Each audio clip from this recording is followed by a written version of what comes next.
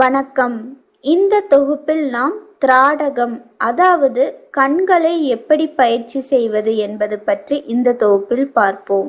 ஒரு பொருளை முகத்துக்கு நேராக சம உயரத்தில் வைத்து கொள்ள வேண்டும். பின்பு நாம் அதை கண் கொட்டாமல் ஒரே மனமாக கண்ணீர் வழியும் அளவுக்கு நாம் உற்று பார்க்க வேண்டும்.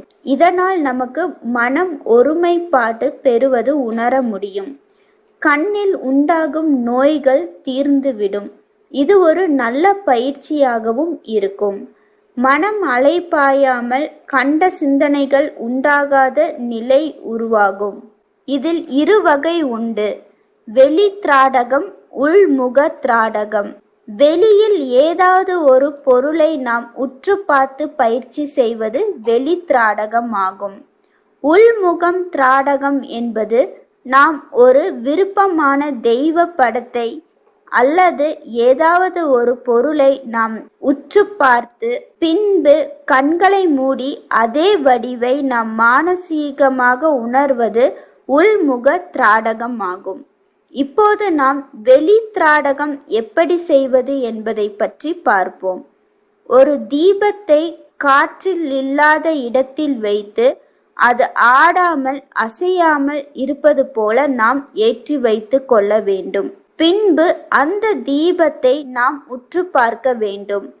கண்கள் வலித்து அதிகமாக நீர் வழிந்தால் பயிற்சியை நிறுத்திவிட்டு கண்களை மூடி குளிர்ந்த நீரால் கழுவிவிட்டு ஓய்வெடுத்து கொண்டு பின்பு நாம் பயிற்சியை தொடரலாம்.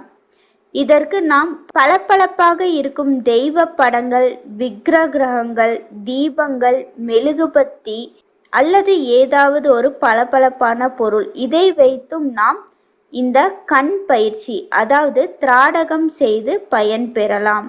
அது மட்டும் இல்லாமல் இயற்கையான பொருளான நிலா, நட்சத்திரம், வாழை, இந்த இயற்கை காட்சியையும் நாம் உற்று பார்த்தும் பழகலாம்.